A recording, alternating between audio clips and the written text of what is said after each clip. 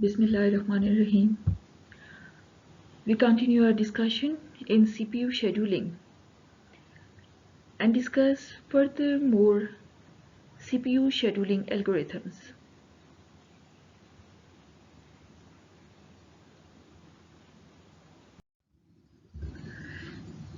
In previous lectures within this chapter, we discussed different basic concepts which we had already discussed in previous lectures.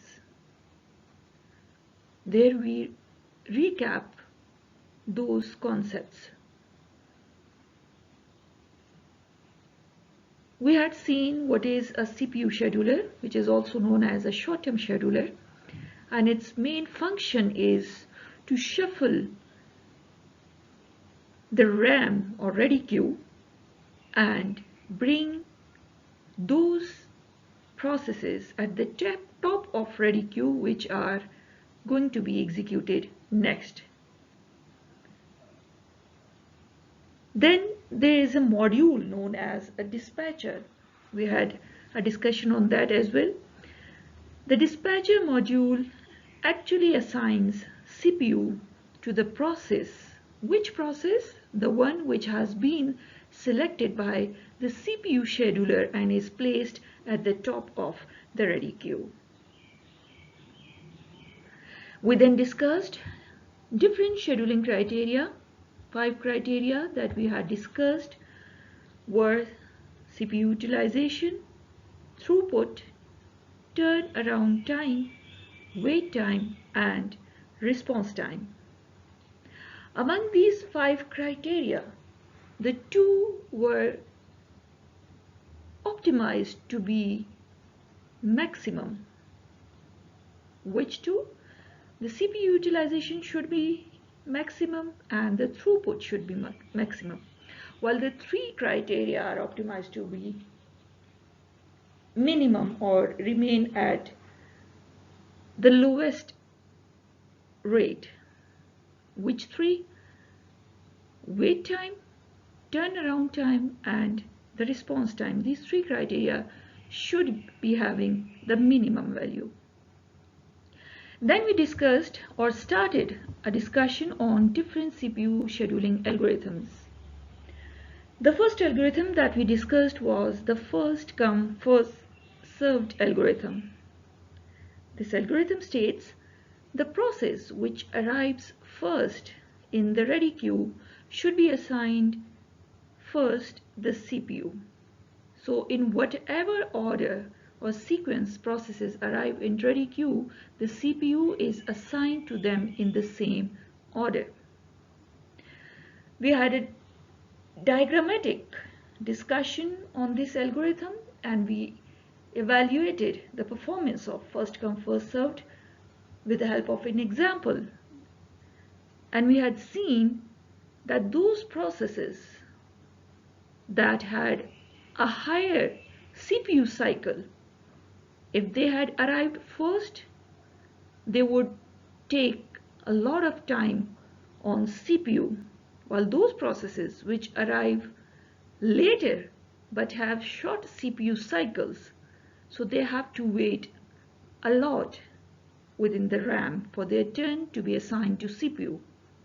Hence, the average wait time that we calculated in first come first served example was quite higher. Then we reformulated the same algorithm and we shuffled the RAM. I mean CPU scheduler actually shuffles the RAM and brings at the top of RAM those processes which have short CPU cycles, and those processes which have large CPU cycles are brought towards the end of the RAM.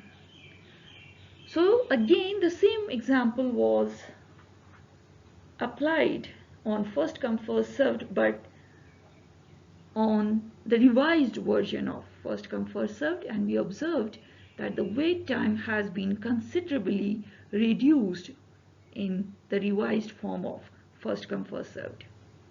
The convoy effect that had been created with the original form of first come first served had been finished or destroyed within the revised form of first come first served. From there on, another algorithm was given consideration, and that algorithm became with the name, or known with the name, shortest job first. If you arrange the RAM in shortest jobs first order, that means if we arrange RAM with those processes first that have short cycles of CPU, if short cycles of CPU processes are placed at the top of the RAM, while those processes having large CPU cycles are placed at the end of the RAM towards the tail of the RAM, so then it can help in reducing the overall wait time or the average wait time. So let's proceed with this algorithm and furthermore algorithm and see how they work.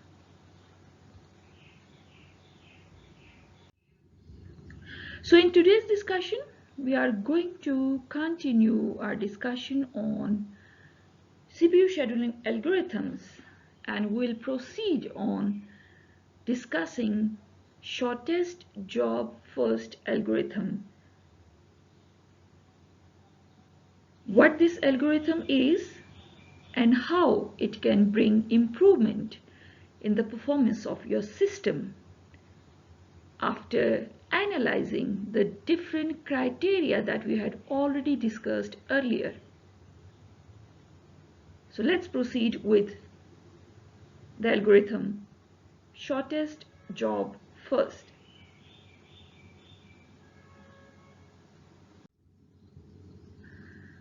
Shortest job first, as the name indicates, those processes that have the shortest CPU cycle should be given CPU first, while those processes which have large CPU cycles or which demand CPU for larger period of time, those processes should be placed at the tail of the ready queue.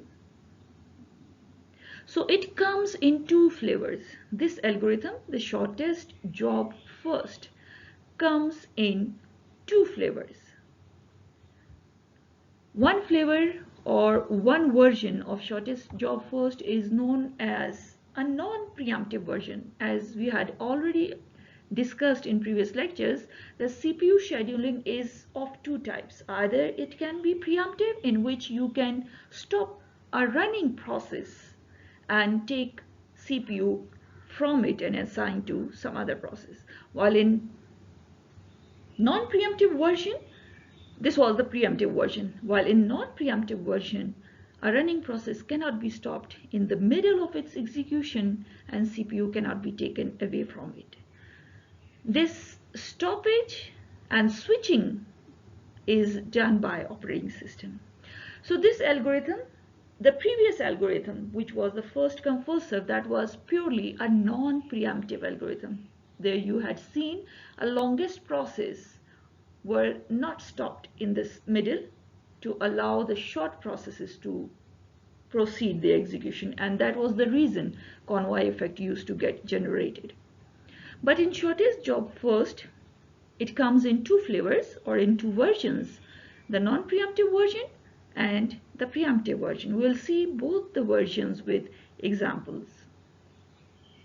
So the non-preemptive version states, once CPU is given to the process, it cannot be preempted until the process completes its CPU burst.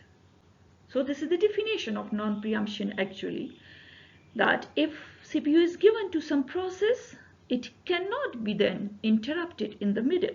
It cannot be preemptive, or the CPU cannot be taken from it by force.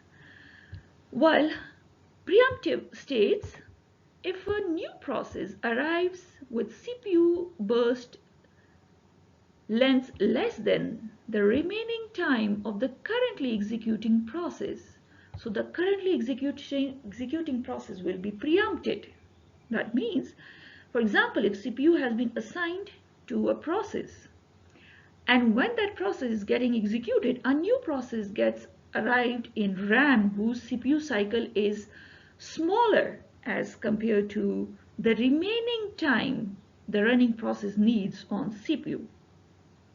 So then the currently executing process will be stopped in this middle and CPU will be assigned to the newly arrived process. How this happens, we will see that in the example. So this preemptive version is then given another name, or this has been segregated as a different algorithm with the name shortest remaining time first.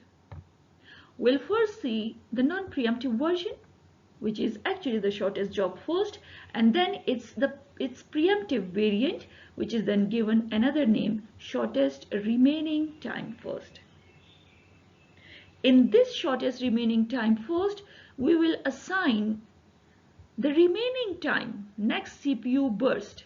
Here you can see next CPU burst, or the remaining time with every process, in order to compare the CPU time of the running process and the newly arrived process, and to decide which process should be given CPU. Either the running process should be allowed to continue its execution, or it should be preempted and CPU should be assigned to the newly arrived process.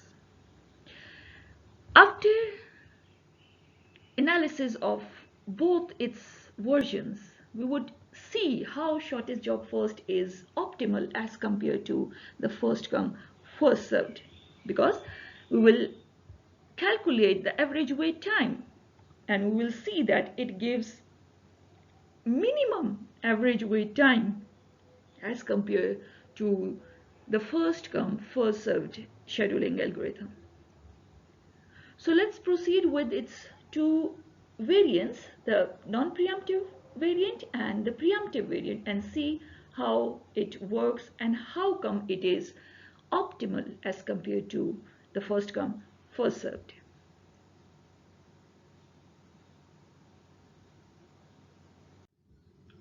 So let's see first the non-preemptive version of shortest job first. Non-preemptive version, that means once CPU has been assigned to some process, so that process will not be then preempted no matter how small process is arriving in the RAM. So you can see this is the structure of your RAM. Total number of processes. Here you can see we have 4 processes, P1 at the top, next is P2, third process P3, and the P4 is located at the tail of the ready queue. Along with the processes, their arrival time, this arrival time is the time when these processes arrived in RAM or in the ready queue. So this is the time when these process has arrived in the RAM. So P1 arrives at 0 millisecond and its CPU cycle or CPU burst is 7 millisecond. Units are not mentioned here, so we count it as unit time. So at 0 unit time, P1 arrives in RAM and requires CPU for 7 unit time. That unit time can be millisecond, that can be nanosecond, or any unit. Then P2 arrives at 2 unit time and requires CPU for 4 unit time. P3 arrives in RAM at 4 unit time and requires CPU for 1 unit time, and P4 then arrives in RAM in 5 unit time and requires a CPU for 4 unit times. So now we have to draw the non-preemptive version using the Gantt chart. Now let me clear the diagram first.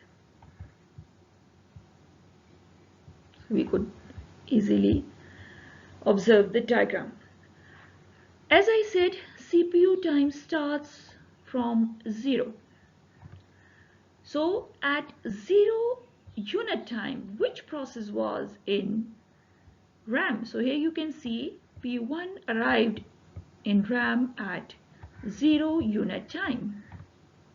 So CPU has been assigned to P1. Here you can see CPU has been assigned to P1 for how much time? It requires CPU for 7 unit time. So right from 0 to 7, CPU has been assigned to P1. And if you can see here, compare the burst time of all the 4 processes. So P1 is the longest process. That means P1 is the heaviest process which requires CPU for longest period of time as compared to the other 3 processes in RAM.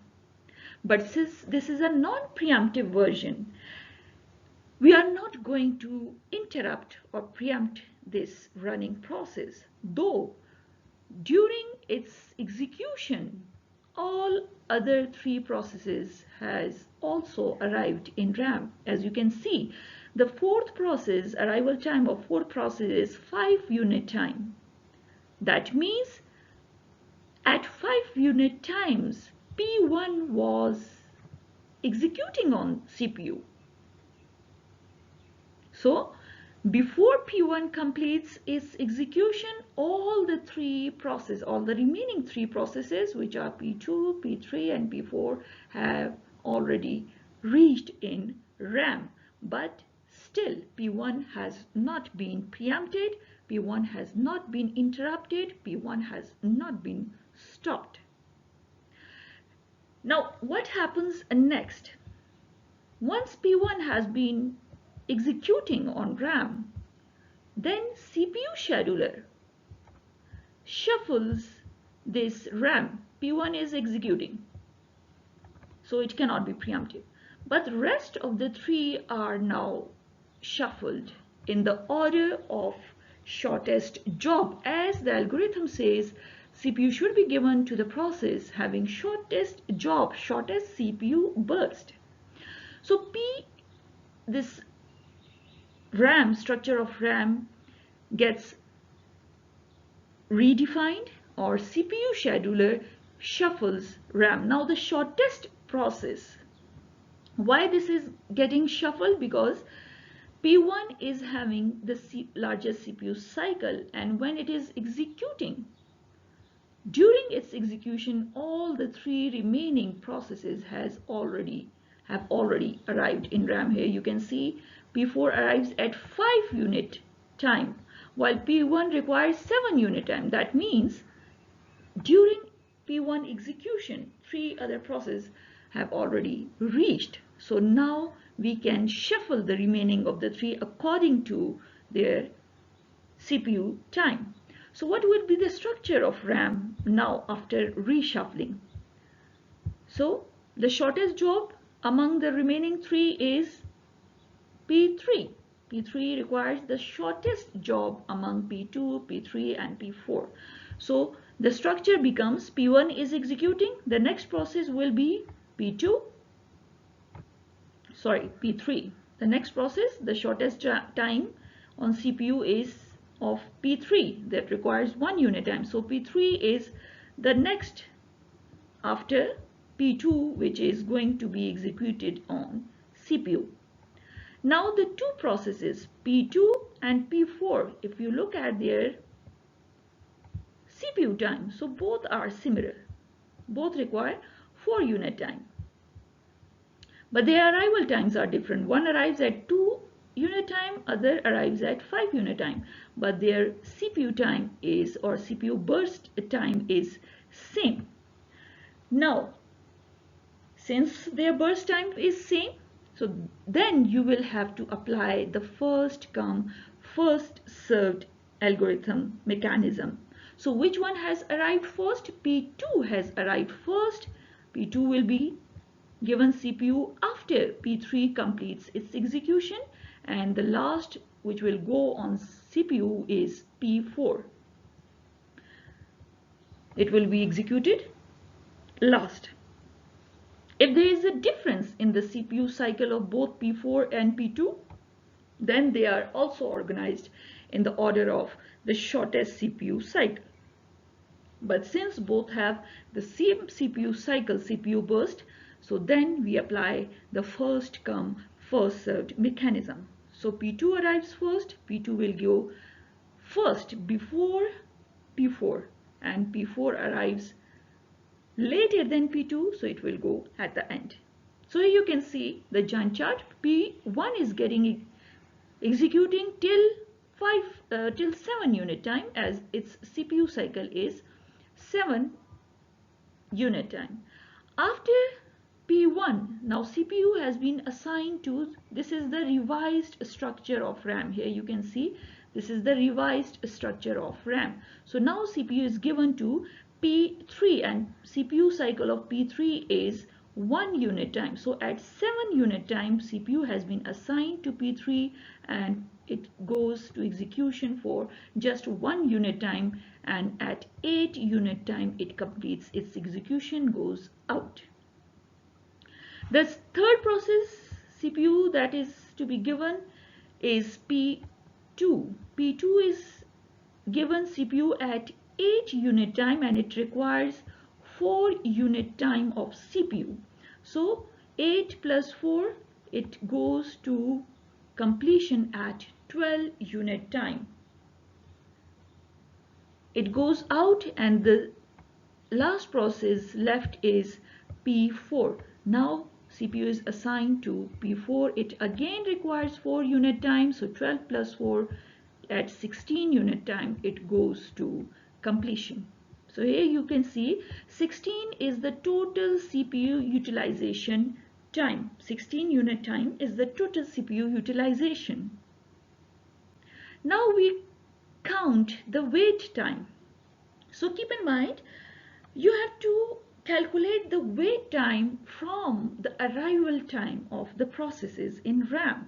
For example, if you have to calculate the wait time of P1, since it has arrived at 0 unit time, so its wait will be calculated from 0 unit time. P2 has arrived at 2 unit time, so you cannot calculate its wait time from 0 unit time. You have to count its wait time from the time it has arrived in RAM. So from 2 unit time, we will be calculating its wait time. So let me write the individual wait time.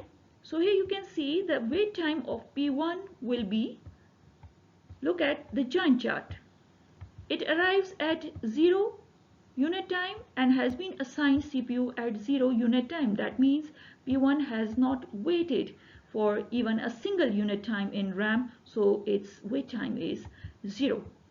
Now the second process is P2. How much wait P2 is going to have in RAM, how much time it is waiting for CPU in RAM. So within here you can see in the Gantt chart, CPU has been assigned to, this is P2, at 8 unit time. CPU has been assigned to P2 at 8 unit time and its arrival time is 2 unit time.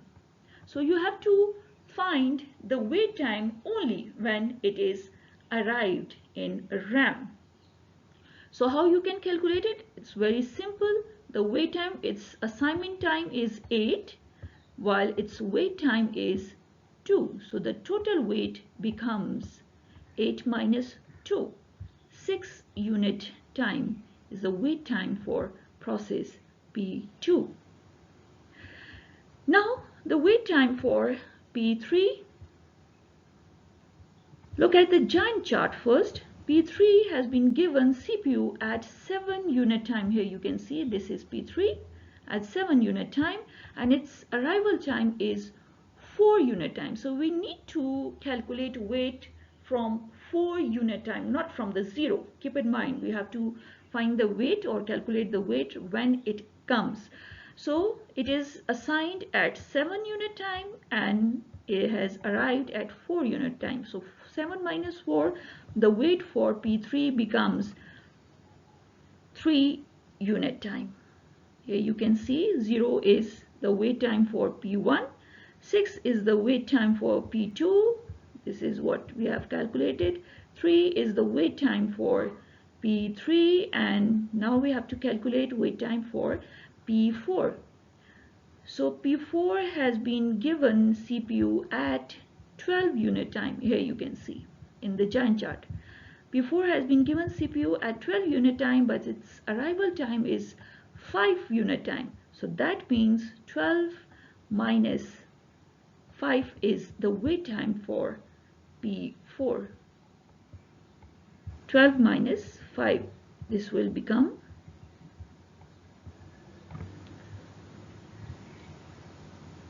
7 as written here. So 7 is the total wait time for process 4. So here we have calculated the average wait time. We have added all the wait times for 4 processes and divided with total number of processes. Since 4 processes are there, so they are divided. The total sum of the wait times are divided by 4 in order to get the average wait time, and the result is 4 unit time. That means on average a process is waiting for 4 unit time in RAM for its turn to be assigned to CPU. So this is the non-preemptive version. Here you can see in the diagram, no process is being repeated again in the diagram. P1 is going to complete, it is going to complete its full CPU cycle in one go. P3 is going to complete its complete CPU cycle in one go. P2 is going to complete in one go, and similarly P4 is going to complete in one go. There is no preemption, no stoppage in any process in the diagram. When we are going to apply the preemptive version, you will see blockage or breakage of processes. One process can be seen several times in the giant chart. So let's see the preemptive version of shortest job first, which we have given another name, shortest remaining time next. So shortest job first is the non-preemptive version, while shortest remaining time next becomes the preemptive version of shortest job first. Let's see now the preemptive version.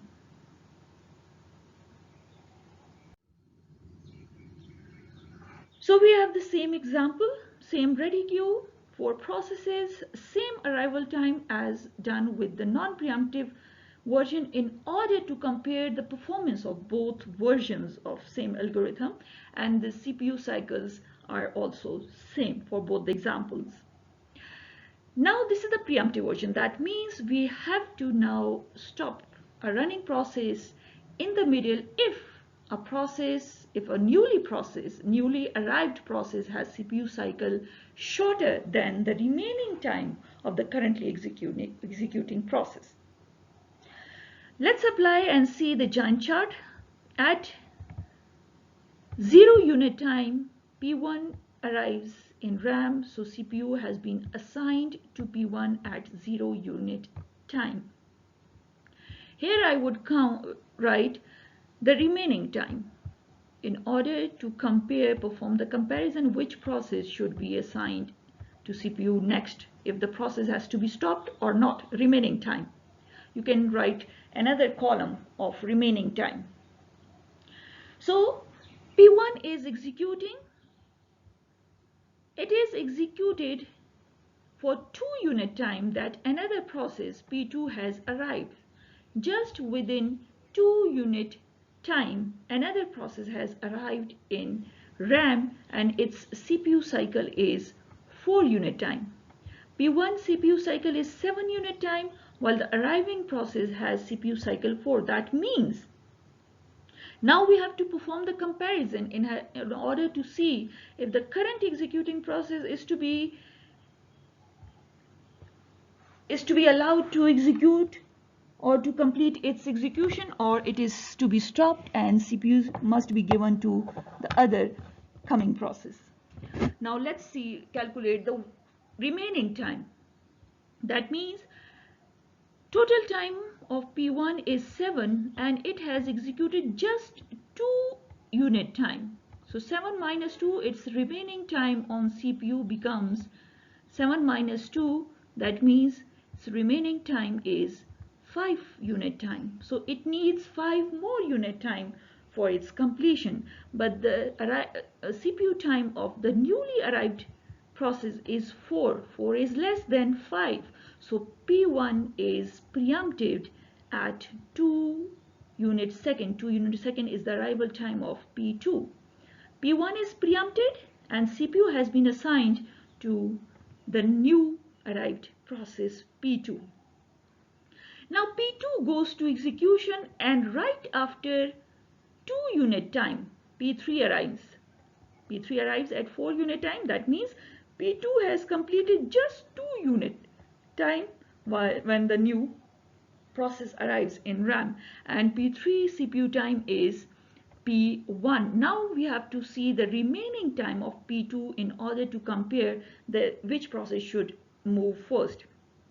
So total time of P2 is 4 and it has executed just 2 unit time, executed for just 2 unit time. Here you can see CPU was given to it at 2 unit time and new process arrives at 4 unit time. That means it executes for just 2 unit time. So the remaining time it requires is 2 in order to complete its execution, while the CPU time of newly arrived process, which is P3, is 1. That means at 4 unit time P2 must be preempted and CPU is assigned to P3.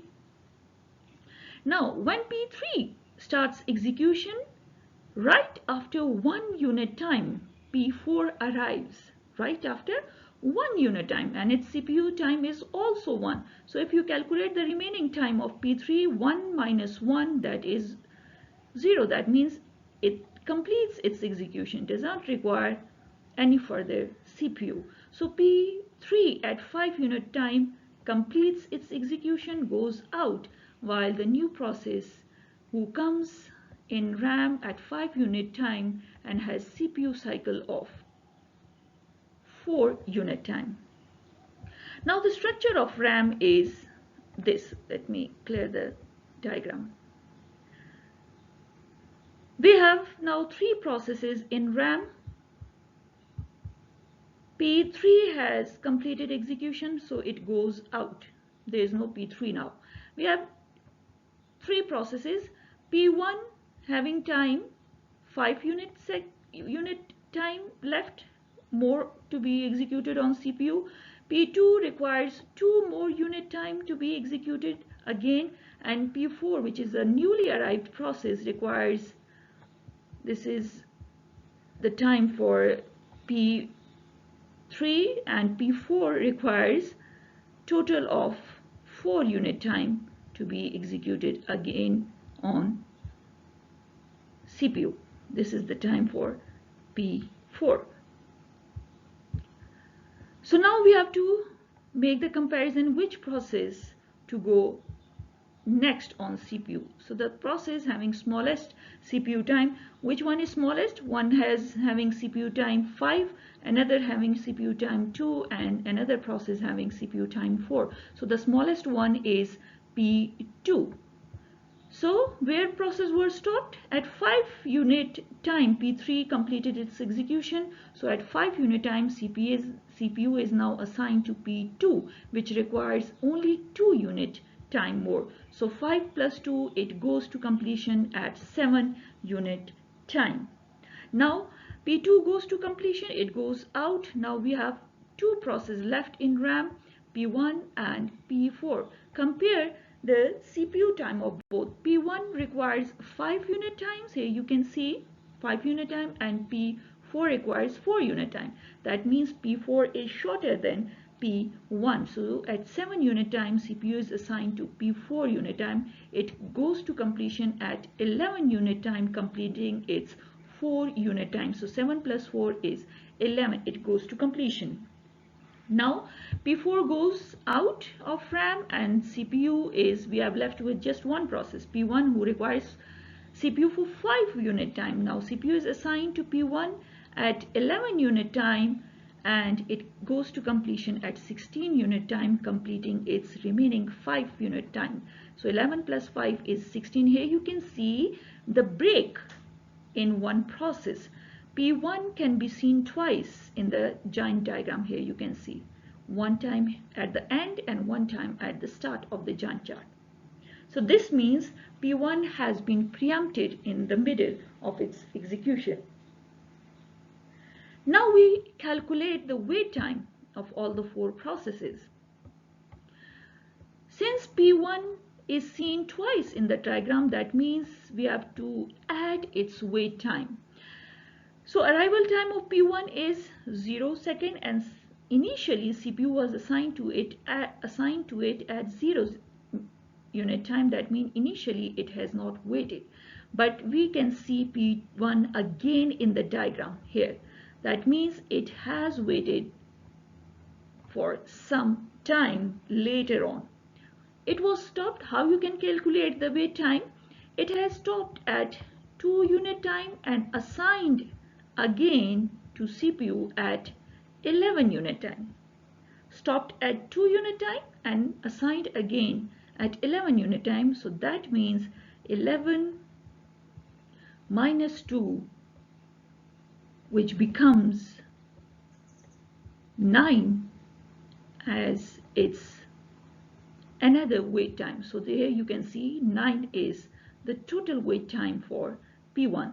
0 plus 9, the average total wait time of P1 becomes 9.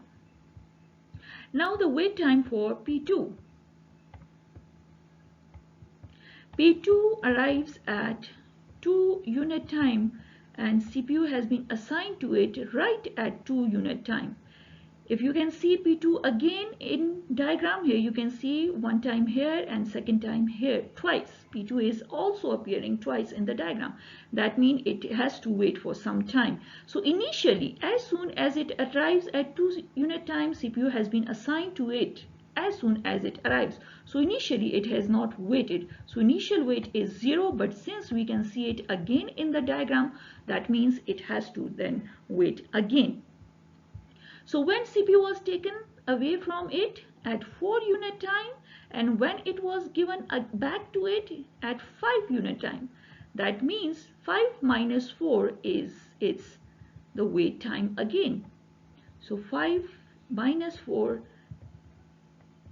1 unit time is the wait time of P2 again. So 0 plus 1 is the total wait time 1 of P2. Here you can see in the average.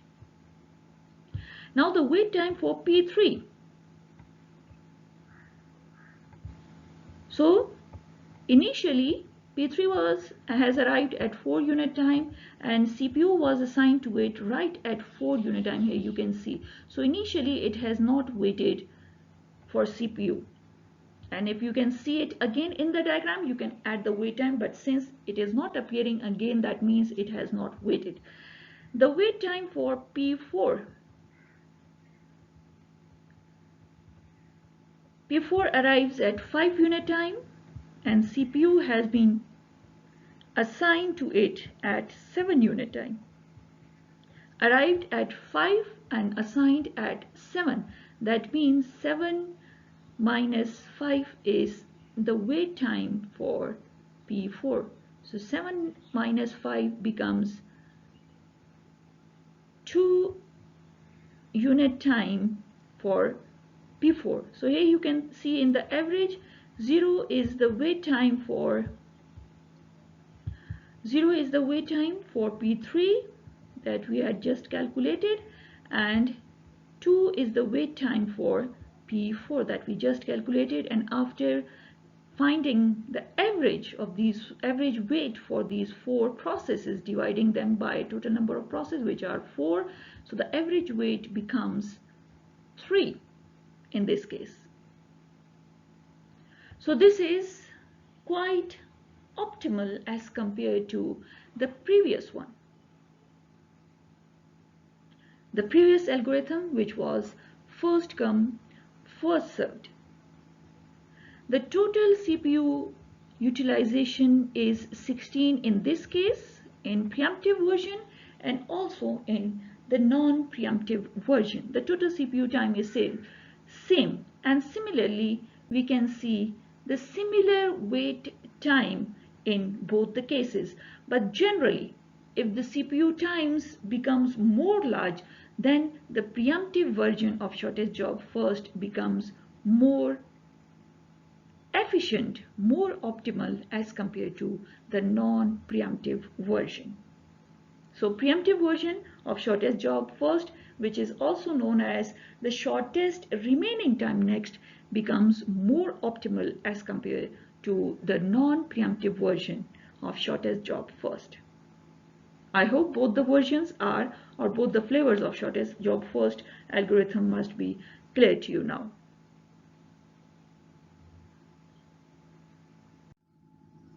That is all for now. In today's discussion, we discussed shortest job first algorithm, which is a CPU scheduling algorithm, and this has been derived from the first come first served algorithm. Shortest job first algorithm comes in two versions, the non-preemptive version and the preemptive version.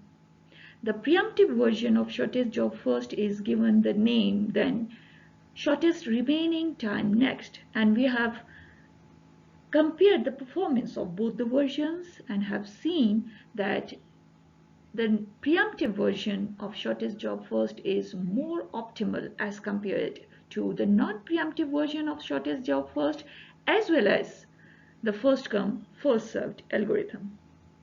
Even the shortest job first as a whole is better than first come first served algorithm.